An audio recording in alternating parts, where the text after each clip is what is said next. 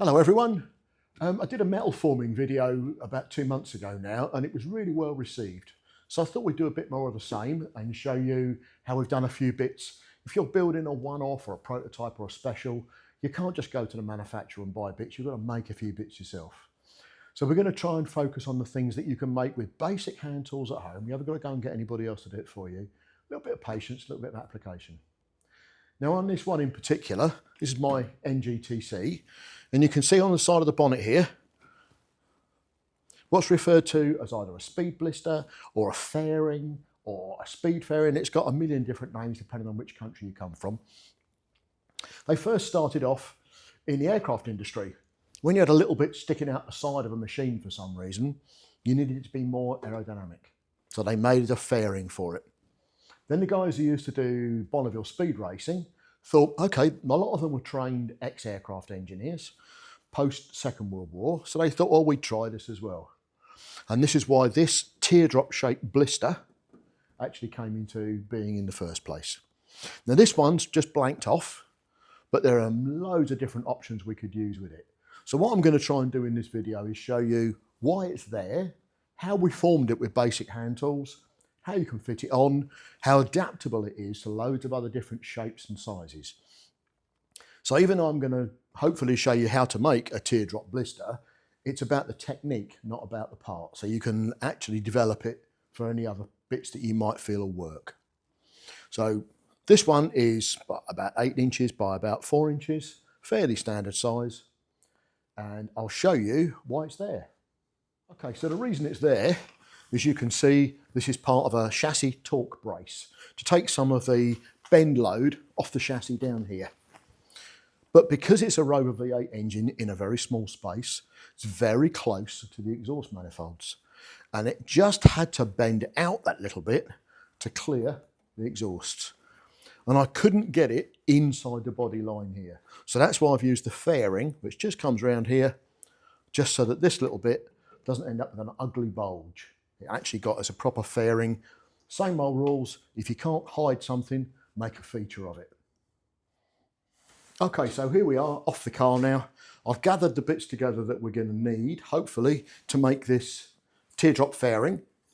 It's about 8 inches by about 4 inches, and it's held on with just standard dome-headed rivets. So to make that, we're going to use this, which is a bit of 1.5mm, just standard grade aluminium sheet. Nothing fancy about it, just standard fabricating grade aluminium sheet. Because we're going to be hammering the middle of it, we need something to hold the aluminium still around the outside, so only the middle moves. So therefore we've got a couple of bits of plywood, one piece of new 12mm ply, and an old shelf. We're just reusing stuff because that's the way I like to do it. That will give us something that we can make a forming pattern from. We can then clamp the aluminium between the two bits of former. And then we can use a piece of old firewood stick. That's all it is, piece of inch by inch hardwood, formed to a crown on the end. I'll come forward a little bit so you can see. It's just an approximate crown on the top there.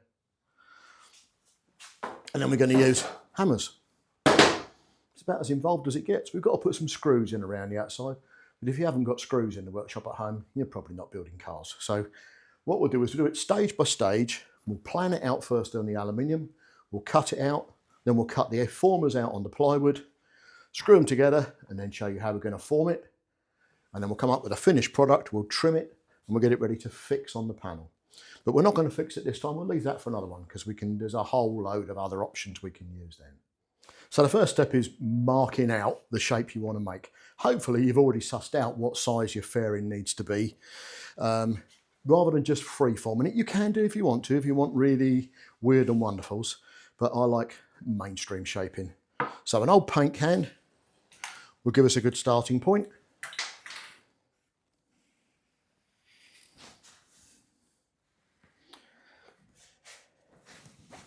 Then we'll have another can down this end.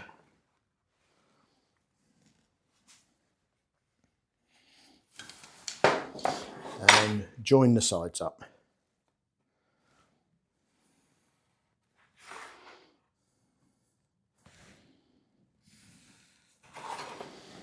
Okay, that's a basic shape. You can make the sides come out a little, you can make them come in a little. Remember that everything you do that changes it from a straight line is going to make it just a little bit more difficult to form. Not by much, but a little bit. So if you can keep to a fairly standard shape, you'll do yourself a favour. Now what remember is that this we're going to cut out here is going to be the size of the raised part of the blister. So you need to have leave enough room on your piece of wood for your surround. So you've got a nice big flange to clamp your aluminium down with. If you've drawn it right out to the edges, you're not going to have any material left to actually clamp it. And clamping it is the whole key to this hammer forming. If I just held that lump of aluminium sheet up and hit it in the middle, yes, I'd get a dent, but I'd also get wrinkles around the outside where the metal can't stretch. It's trying to move into itself and trying to shrink. What we're doing with this is controlling the metal around the outside, so just the middle section can stretch. So the next step from here is to get the hole saw and the jigsaw out and actually cut this shape out. So you can see I've roughed the hole out with the jigsaw, but because this corner is going to be what's clamping the aluminium, if the shape has got lumps and bumps in it, you'll transmit them straight into the aluminium. So you need to make sure this is nice and free of little ridges. Little old sanding drum in a battery driver.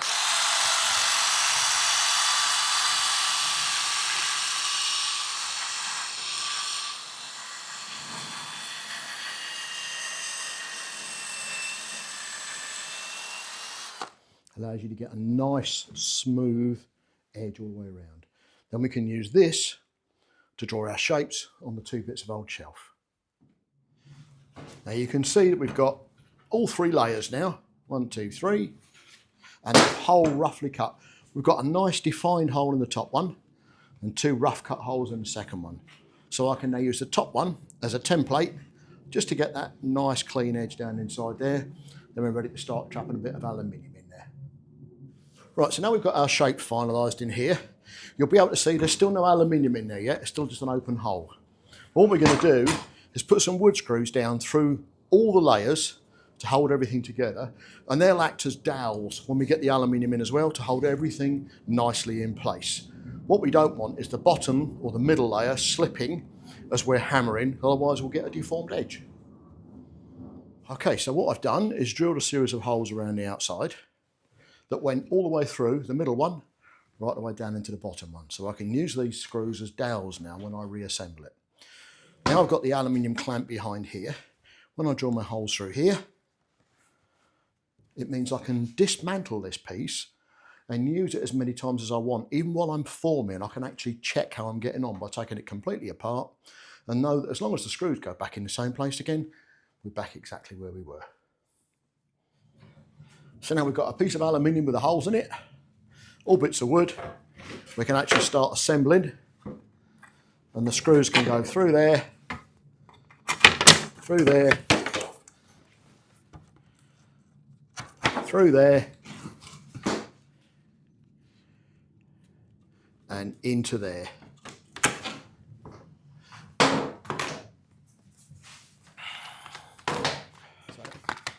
I haven't got them lined up yet because I've only got one screw started. So if I start another one down the back as well,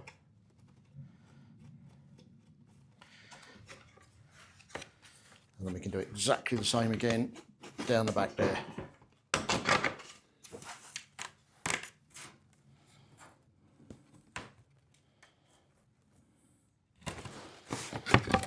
Just through 2.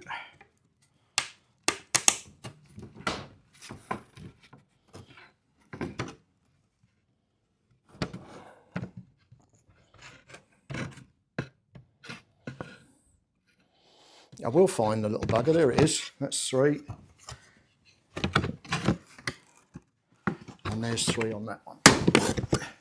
So now we can form the sandwich.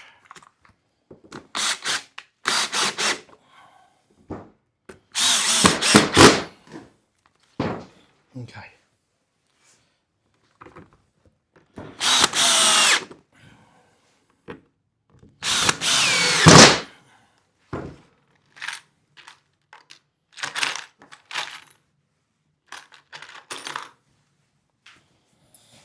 Okay, you can see the process. I need to go and get another few screws. Okay, so now we've got our plywood and aluminium sandwich assembled. I've clamped it to the bench because you don't want to be chasing this bloody thing all the way around the bench while you're hitting it. So that's what you're going to end up doing. So now we're going to use our piece of wood and our hammer and start forming. Now just before we start actually whacking metal, hopefully you can see now that there's a nice gentle radius on here. If you can feel any ridges with your fingers, it will transfer those ridges straight onto the metal. So spend the extra bit of time sanding that. Don't try and go for a full dome radius, otherwise you'll end up with full dome shaped walnuts all over the thing. So you want a nice gentle radius, and we're going to start by tapping all the way around slowly and gently to getting the metal to start to form. Right, so it's time. Let's thump metal. We've done all the preparation work now. We've got the stick right. I'm using a bigger hammer, so I haven't got to work so hard. And what we can do is just start tapping all the way around the edge.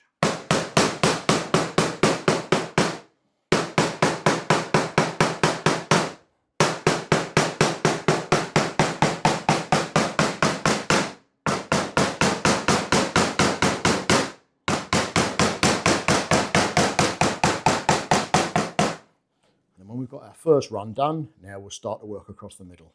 Because we're bigger diameter here, it's obviously going to be deeper here than it is here. So we'll concentrate a bit more here, and then we'll start moving back.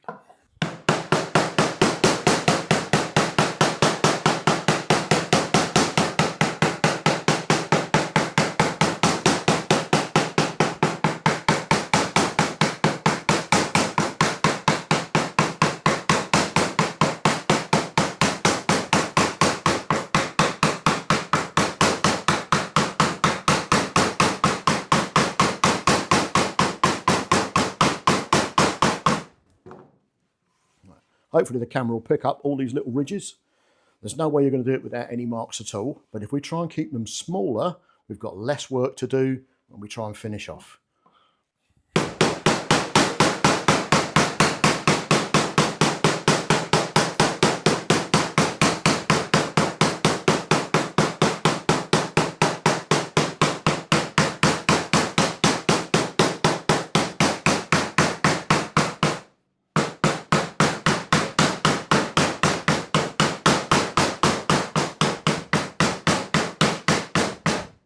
I'm going to change hands. It's heavy.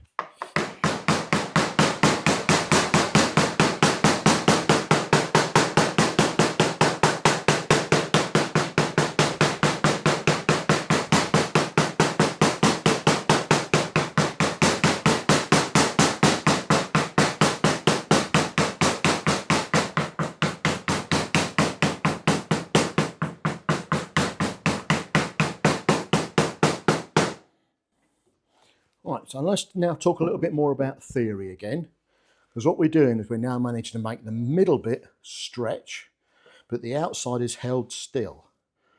If we didn't have this top layer screwed on there, as I'm stretching that bit down, this top piece would wrinkle. The easy way to find that out is put a piece of paper on there and try pushing it. Push the middle of the paper, see what happens to the outside, and it will show you exactly what the metal wants to do. So I'm going to keep going and see how far I can get.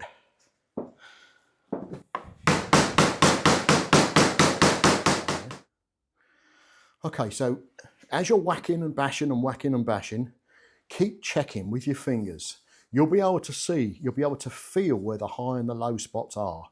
Just gently run your fingers over the top and you'll actually be able to feel them. At the moment, I've got a high spot here and a high spot here and a little bit there, but it's forming nicely. So now what I can do is take my stick and come back and start working the high spots.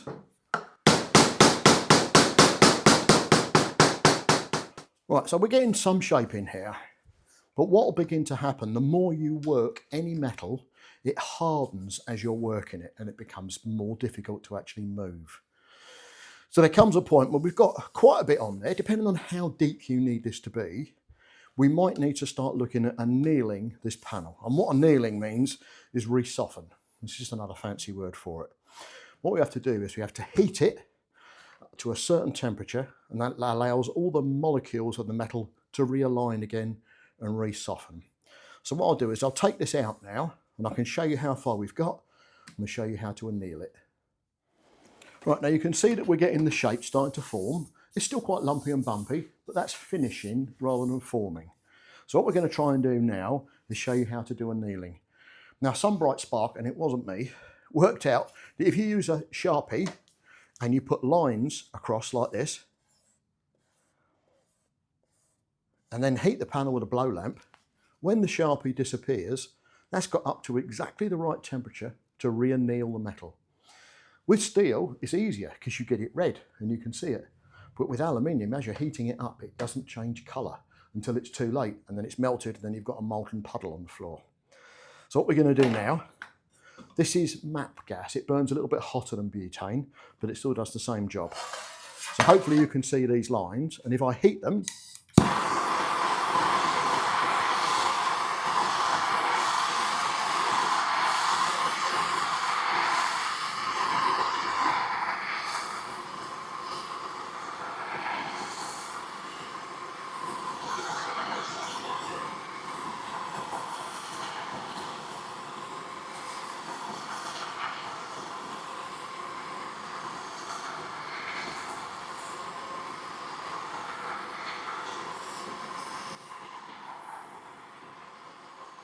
now I know it's fairly noisy, but hopefully you can still hear me. And you can see that as I'm heating the middle of the panel, it's bowing upwards because the metal's expanding. When it cools down, it will come back down to a certain degree, and then we reclamp it back in the panel, and that'll pull it back into shape again. Now can you see the felt pen starting to get a little bit lighter now?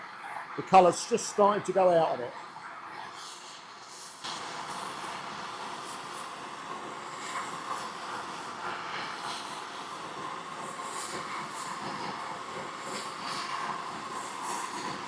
Now the lines are all but disappearing. So we know we're getting close to temperature.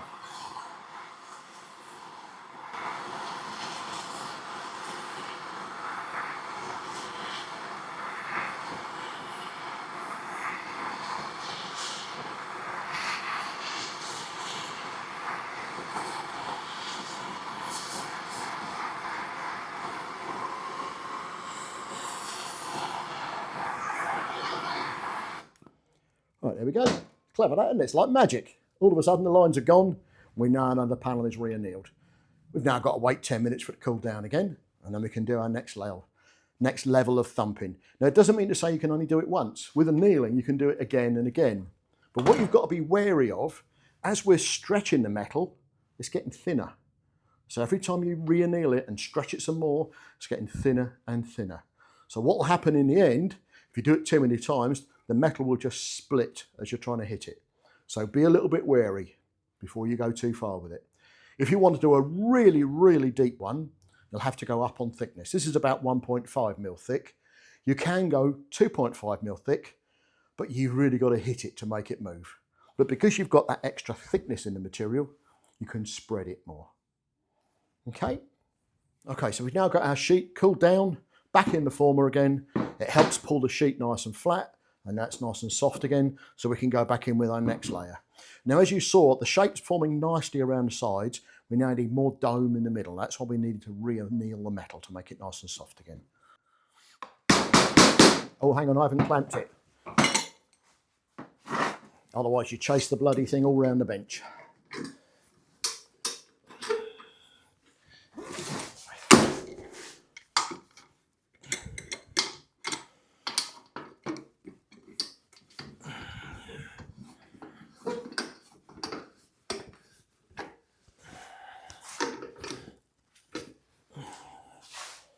Okay, right, now we hold it still, we can go again.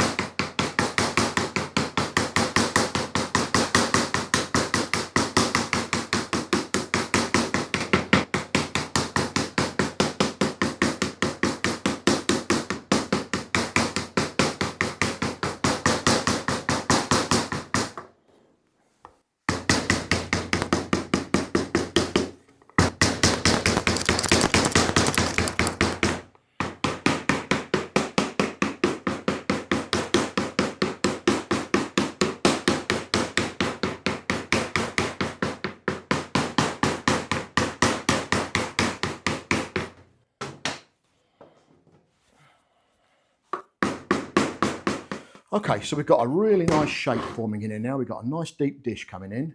The beauty of this with a hollow back is we can look in here and we can see how it's forming as well. Now you can see we've got deeper here than we are here. We've still got quite a few little bits and pieces going on there, but the overall flow of the metal is in the right direction. So I think another couple of minutes just forming this a little bit deeper, then we can take it out and we can actually do some finishing. But we put a dolly underneath and we get rid of as many of these wrinkles as we can. Right, now we've got almost to the shape we want, not perhaps the finish, but the shape we want. We're changing over to a lighter hammer. And now we can start using smaller taps and lots of fingers. Make sure you can feel what's going on. You'll feel the lumps and bumps. And when you find one, just little taps. And you'll find you can get all those big lumps out of the way. And we can get as much done while it's in the former as we can.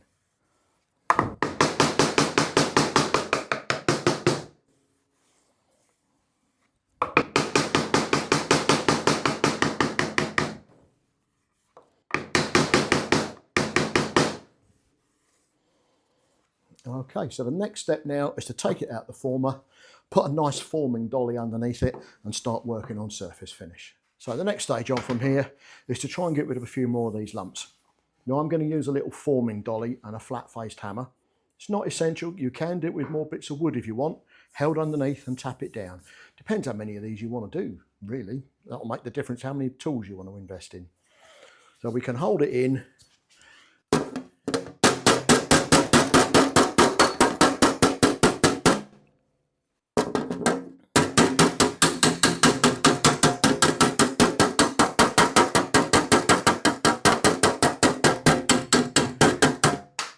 And all we're doing here is just getting rid of the high spots of the little lumps we formed with a piece of wood. And then when we got rid of those, we can then change over to the sandpaper.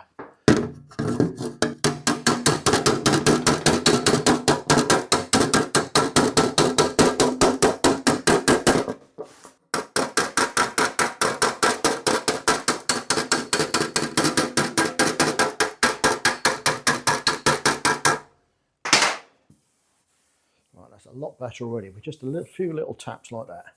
We've got another couple round here I've got to deal with.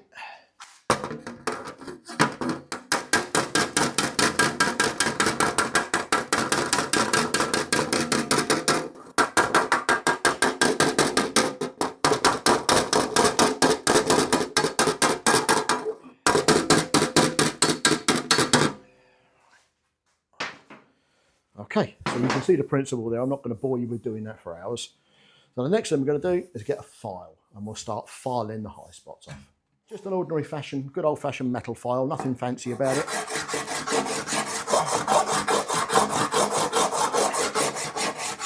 And straight away what you'll see is it's highlighting all the areas that are higher than the rest.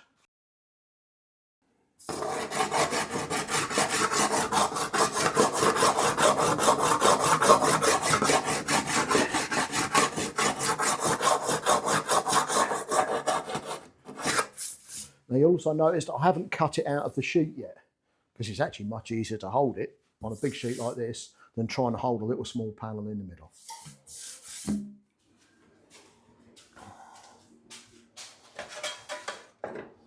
Right then, hopefully now you can see, after about an hour's really boring filing and sanding and tapping with a hammer, we've now developed a nice teardrop shape. I did hit it with a DA as well, just to give it that nice final finish so you can see where it's got to. Now if you look along the side of the panel, you can see we've come up just about an inch deep, which is enough to clear an awful lot of things hiding behind a panel. It's ended up a little bit bigger than the original one, only because I used a paint can and a spray can. So next job from here, now we've got the finishing done, is to mark our flange around the outside edge, trim it to size, and then punch the holes for fitting. Now again, I've left it full size while I've been doing all this because it's so much easier to clamp it down to the bench, to hold it, to move it, to tap it. Everything is simpler. So don't be tempted to try and cut it out too quickly. So we'll draw the flange up and then we'll cut it out and I'll show you the next bit. Now to mark your line around the edge to cut your flange, there's loads of ways you can do it. You can either use a pair of dividers, but the problem being is you've got to try and get really accurately into that corner. And when you've marked it 3 or 4 times trying to be accurate, your lines will get mixed up. So I like using a really narrow little flexible tape. This is micropore tape that you stick plasters on your fingers with. But because it is flexible and narrow, you can stick it along that edge. And if you don't quite like the position, you can unstick it. You can do really nice curves with it.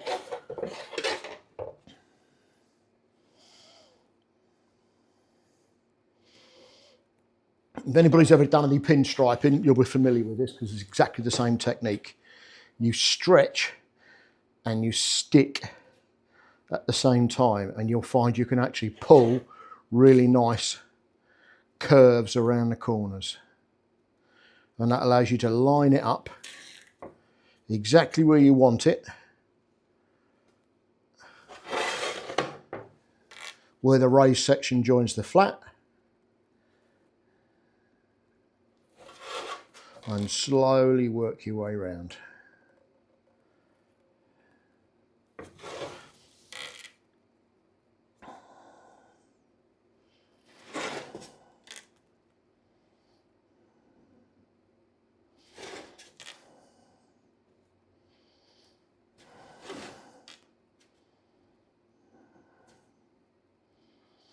If you don't like any of it, you can peel it up, tear a bit off, and have another go.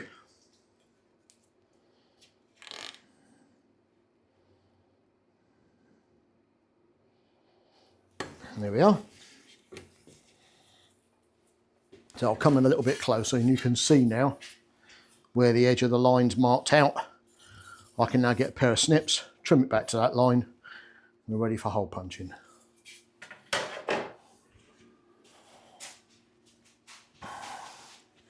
Right, so you can see that I've done a rough cut around the outside on the shear just to speed things up. And most importantly, we've had this conversation before, cut edges, put a pair of gloves on. It hurts like hell if you catch one of these with this raw skin. So, and from here, we've now got a nice flange that we can trim to shape. We've got a really accurate edge, so we can take time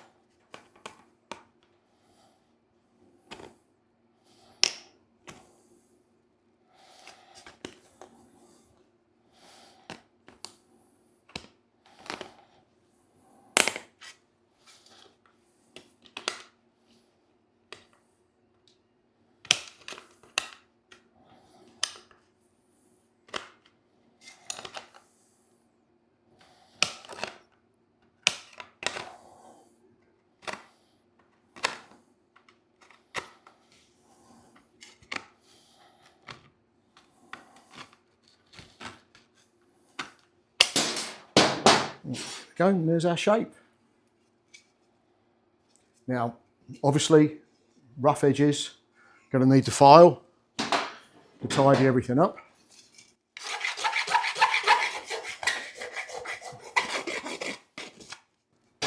I won't bore you with showing you how to file the edge of a bit of metal. So I'll file it up, then I'll mark our hole positions, and then we'll punch it up, and that'll do us for this time.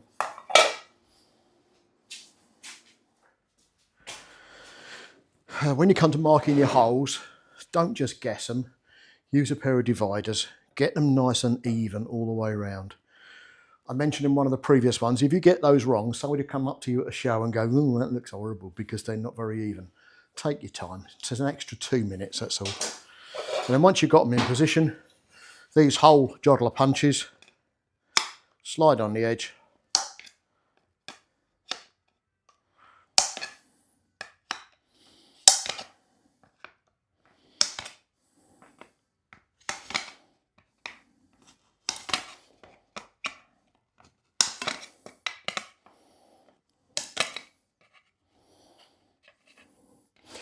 The advantages of these I've mentioned in the past: you don't get a burr on the back, you get really nice clean holes, they're nice and fast, they've got their own built-in depth stop, so you don't get the holes in the wrong places, and as long as you've got a nice clean line to work up to, you can see how fast this is going around the outside of here, and I challenge anybody to drill the holes as fast as this, especially trying to get them accurate as well.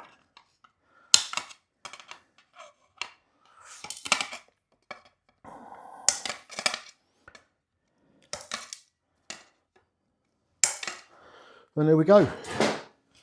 That's pretty much our finished part. Now, this is not just about making this part. This is about just learning the technique about how to make metal move when you want it to. How to create that nice edge around here. How to get the depth in it. And don't forget the annealing process if you want to go really, really deep. I mentioned in the beginning that it can be used for different purposes. On something like a 1932 Ford hot rod or a 27T, when you've got cowl steering, which means the steering box sticks out the side of the front scuttle and then the arm drops down to pull the steering. I've seen these used where they cut a slot out the bottom so the steering arm can hang out and it's nicely fared in. I've seen them used with some slots back here as a nice air exit panel coming out if you want to draw some warm air out of an engine bay or something like that. As the air comes up and over here, it speeds up, acts as a natural extractor coming out the back. Or conversely, if you want to get some air in somewhere, cut a slot round the front, put some mesh behind it. So it's got loads and loads of uses. You can make them almost pointed at the back. You can make them curved, up or down, whichever you want. You can put ridge lines along them, because once you're using that piece of wood, hammering a ridge line in is really easy. So there's an awful lot of possibilities with this basic shaping form. So looking back at the original one again over here, off the side of the NG, that's where we started, and we've now actually made one. So no secrets, just time, patience. The sanding and filing is a bit dull, I'll give you that. That takes a long while. But then you know you've got exactly the piece you wanted, rather than something that's a bit close. It's actually the right size. So I'm hoping that might have given you a little bit of inspiration to go and have a go, make a few parts yourself, and then when somebody comes to you with a show and says, "Where'd you get that?" You can say, "Well, I didn't get it, I made it, because I can, because I learned how to." It's a really rewarding thing to be able to do. So anyway, until next time, hope you've enjoyed this one. If you've got any ideas of other things you'd like to see me make, drop a couple of comments. We're pretty adaptable. I'm trying to keep away from using bigger machinery to make stuff, purely because most of you won't have it. So if we do it with hand tools and simple bits, it'll all make sense. So cheers for now.